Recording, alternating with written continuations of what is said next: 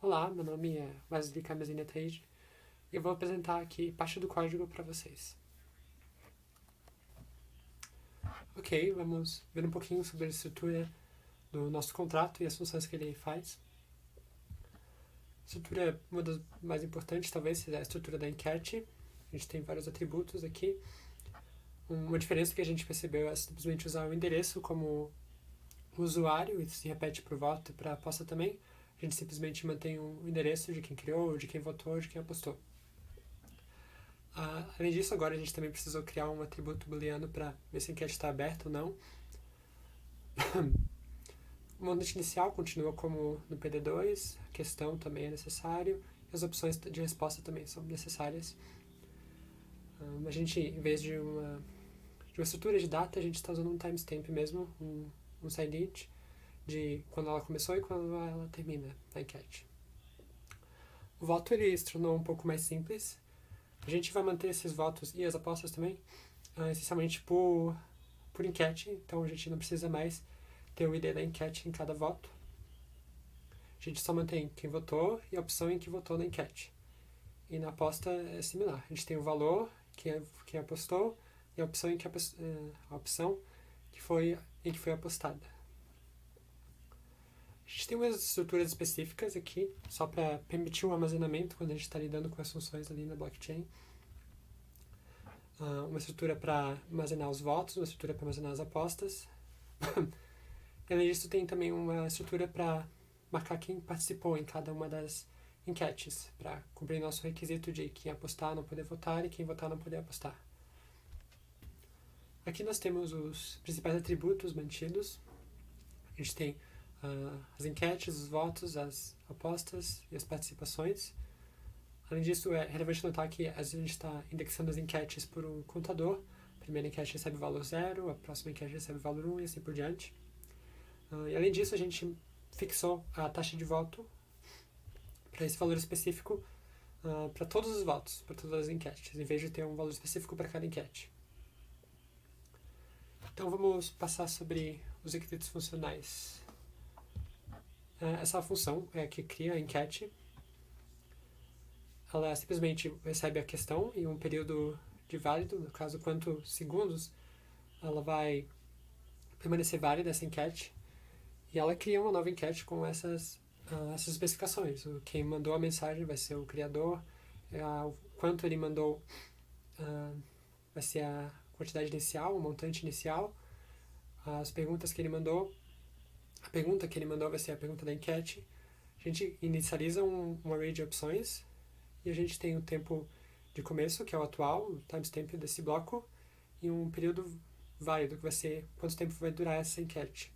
A gente espera que seja algo horas ou dias, por exemplo. Então a gente incrementa o contador para passar para a próxima enquete e continuamos. Ok, então a gente tem várias funções auxiliares também. É relevante notar também que a gente adiciona as opções separadamente. Se você for o criador da enquete, você pode adicionar as opções depois da enquete ser criada. A próxima função mais relevante é para você votar de fato em uma enquete. A gente tem várias condições para que seja possível votar em tal enquete. Ela precisa existir, ou seja, ela tem que ser menor que o contador de enquetes, precisa estar aberta, ela precisa que a opção que foi votada de fato exista, esteja no array de opções, ela precisa que a pessoa que mandou tenha mandado também o valor igual à taxa de voto. A gente precisa que esteja no tempo certo, seja no tempo apropriado para essa enquete.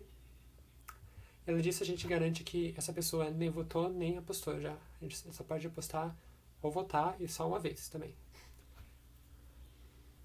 Se a gente tem essas condições, a gente simplesmente cria a estrutura de voto e a gente adiciona no nosso mapeamento. A gente também lembra de marcar como participação, afinal a pessoa já votou.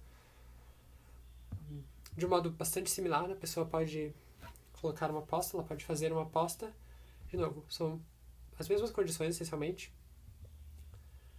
A gente cria uma... A única diferença é que agora a gente tem um valor que a gente vai manter. A gente cria simplesmente uma estrutura de aposta com as mesmas informações e o valor. Ok, a próxima parte importante é aqui de quando a enquete é fechada. Por fim, nós temos a função close-poll. A gente teve que fazer uma pequena mudança, em vez de ela fechar automaticamente. Quando o tempo acabasse, a gente precisa que ou a pessoa que criou peça para ela acabar. Esse é um jeito um pouco mais simples. Ok, perfeito. Então a gente tem umas pequenas necessidades, que a pessoa que peça para fechar seja o criador, que ela esteja aberta e que além disso que o tempo de votação já tenha acabado. Ok, tem uma certa lógica aqui na distribuição dos prêmios. A gente tem o dinheiro de prêmio e o dinheiro de reembolso. O dinheiro de prêmio é a quantidade que os apostadores que perderam apostaram, é o que vai ser distribuído para as outras pessoas. E o dinheiro de reembolso é a quantidade que a gente vai precisar reembolsar. Quando uma pessoa apostou, e ela ganhou, a gente quer que no mínimo ela receba o que ela apostou. Aí quando a pessoa votou também, a gente devolve a taxa de voto. Por isso que a gente tem essa variável especial. Então a gente tem essas funções, Pay Reward e Pay Voters, que elas cuidam disso especificamente. A gente passa 80% do dinheiro para os apostadores que venceram, e 20% do dinheiro a gente divide para o criador, metade disso, e para os eleitores, metade disso também. Voltamos então para a função Pay Reward, vamos parar um pouquinho para olhar ela de novo, que vai ser a função que dá aos apostadores que ganharam a recompensa deles. A gente quer um comportamento específico aqui, a gente quer que os apostadores que apostaram mais dinheiro, eles também ganhem mais do dinheiro do montante. Então a gente tem uma proporção aqui, que eles recebem tanto do montante quanto a proporção que eles apostaram entre todas as apostas dos vencedores. Além disso, para os eleitores, a gente tem uma lógica um pouco mais simples, que é simplesmente o dinheiro que foi destinado para eles, né, dividido entre todos os eleitores, igualmente. Boa noite, eu sou o Robson Zagri Jr. e estou aqui para continuar então a apresentação do P3. Bom, só relembrando então um pouco do PD1, a gente conseguiu aqui fazer todos os requisitos funcionais, os requisitos não funcionais, a única coisa que a gente não seguiu foi a questão do Framework Waffle, a gente utilizou o Remix IDE Online, além disso o Ganache e o Truffle local para a gente poder testar com uma aplicação que nós desenvolvemos. Além disso, aqui no PD2 a gente tinha pensado justamente numa conexão mais lógica entre os votos, as apostas e as enquetes. As estruturas elas sofreram umas modificações, que nem o Wesley já havia mostrado, mas todas as nossas funções aqui, função de criar enquete, votar na enquete, apostar na enquete, fechar a enquete, e as funções auxiliares, né, todas as funções auxiliares, como vocês podem ter percebido ali com a apresentação do Wesley, nós acabamos desenvolvendo, então a gente conseguiu aqui seguir direitinho o que a gente tinha imaginado que seria para a implementação aqui com base no P2. Apenas umas funções aqui que o Wesley acabou não comentando muito é que a função contains é apenas para ver se uma string, há uma substring numa string, e a função aqui de search pool with word é uma função que nós desenvolvemos aqui pensando que um usuário poderia pesquisar por uma enquete por uma palavra-chave, né? Não necessariamente por um ID ou identificação. A parte aqui de adicionar a opção cada uma, né, depois a gente criar a enquete, realmente foi bem problemática. Eu já vou entrar um pouco mais em detalhe com relação a isso. E aquela parte ali de só permitir apenas que o dono da enquete possa fechar a enquete é uma coisa que a gente está revendo, porque a gente poderia, por exemplo, criar um servidor que fica verificando todas as enquetes que já foram validadas, né, e já passaram do prazo, e ele pode automaticamente fechar e distribuir ali o capital. Beleza, vou agora explicar então um pouco sobre a parte da estrutura geral para a gente utilizar o Truffle e o Ganache. Para a gente poder utilizar o Ganache, ele é bem tranquilo, a gente simplesmente instala ele já sobe localmente uma rede para a gente, e aí ele disponibiliza várias addresses, várias contas aqui com 100 Ethereums na balança para a gente poder fazer alguns determinados testes. Com isso, então, a gente configura o Truffle para a gente conectar nessa rede, e a gente coloca os contratos justamente nessa parte de contracts que eu estava. Ele usa esse contrato Migrations para poder subir o nosso contrato na rede do Ganache ali, para a gente poder utilizar ele de uma forma geral. Então, além dessa estrutura aqui, a gente tem a estrutura do cliente. O cliente aqui, então, são algumas páginas HTML, a página para a gente poder postar, para a gente poder criar e para a gente poder votar numa enquete, a página do index.html, tem a nossa função JSON, que é o mais importante aqui, assets, nodes, acho que está bem tranquilo. Então aqui no JSON a gente está utilizando juntamente com o MetaMask, Ele parou de utilizar o Web3 antigo, ele está utilizando o Web3 mais novo. Isso teve algumas questões para a gente poder achar conteúdo na internet, mas a gente conseguiu aqui então pegar as configurações pelos contratos Acme.json. Além disso, a gente pega os endereços aqui pelas configurações que a gente importou, e a gente configura aqui que ele vai conectar no Ganache 7545 aqui.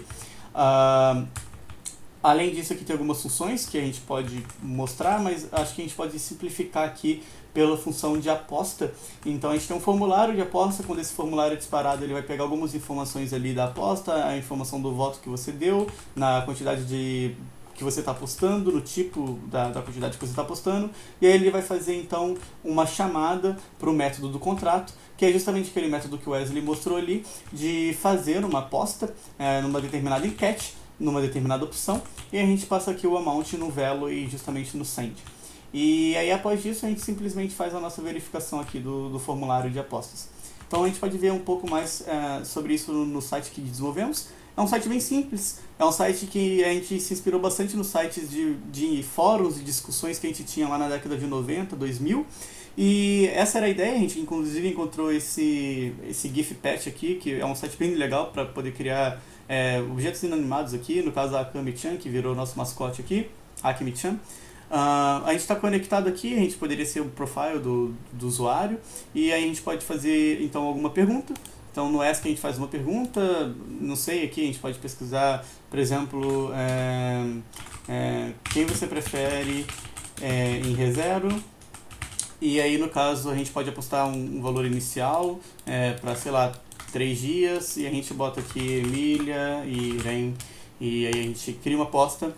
Quando a gente clica ali em criar a aposta, ele vai fazer a conexão no MetaMask. O MetaMask ele vai verificar a nossa wallet, vai confirmar aqui que a gente tem o que é necessário para poder criar.